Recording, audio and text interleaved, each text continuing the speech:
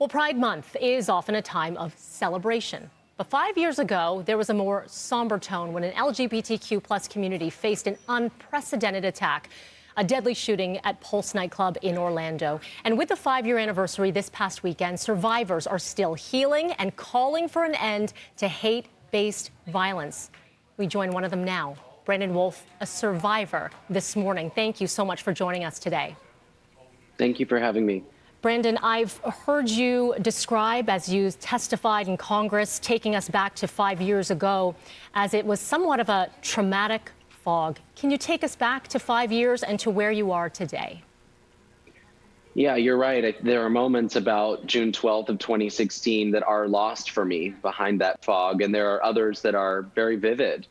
For some reason, I remember the poster above the urinal in the bathroom that I was hiding in. I remember a half-empty cup sitting on the edge of the sink like it might fall off. I remember how cold the water was from the faucet that day.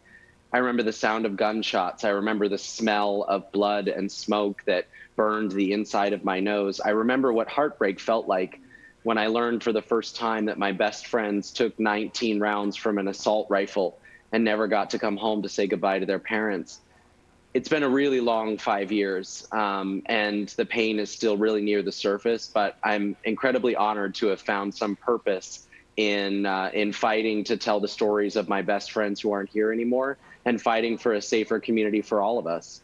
Brandon, in this fight, U.S. Senate unanimously passing legislation designated the site of Pulse Nightclub a national memorial. And I was looking at some of the visuals over the weekend, and a rainbow came out. And it was very telling, this moment here. Can you talk to me about, 5 years, where you are today in this fight? Well, yeah, the rainbow has appeared at every single one of our remembrance ceremonies. We like to think of it as the 49, just paying us a visit to let us know that they're still with us. We have made a ton of progress on LGBTQ civil rights in this country. We made a ton of progress on gun safety, although you may not know it based on the rising numbers of those who die to gunshot wounds every single day. But we have a long way to go. We have a paralyzed U.S. Congress who seem totally inept and unable to do anything to keep us safe from the onslaught of gun violence in our country. And it's going to require all of us to tell our stories. We have to humanize the issue. We have to continue to tell the challenging, painful parts of our journeys. We can't get lost in the data and the statistics. We have to continue to remind people that inaction costs lives, and it's costing lives right now. Brandon, you were part of a roundtable at the White House on Friday. Can you describe what was said there and what came from it? It was a really, really emotional conversation.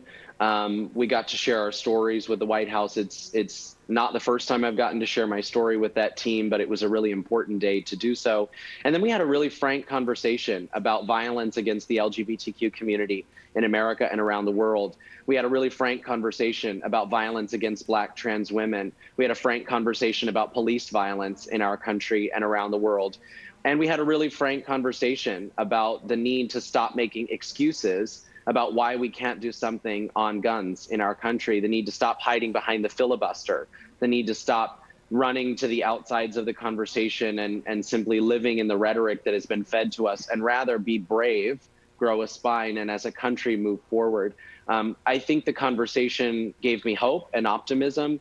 It's incredibly powerful to have allies in the White House again, and I am looking forward to working with the Biden administration to get something done, both on gun safety and on LGBTQ civil rights issues. And Brandon, Canadians coast to coast are watching this right now, seeing what's happening out of the States, and there is a call for legislation or a fight against hate-based violence here in Canada as well. Is there a message that you want to leave with Canadians? Yes, it is that you are not alone. I have seen the power of hatred. I felt it in my hometown. I feel it in the absence of my friends, their missing faces at my birthday party, empty seats at the dinner table. So please know that your fight does not go unheard. Please know that you have allies down here, all the way down in Florida. We are fighting the same things for a world that is safer, for a world that is better, for a world that is more inclusive of all. So very well said. Brandon Wolf, thank you so much for joining us today. Thanks for having me.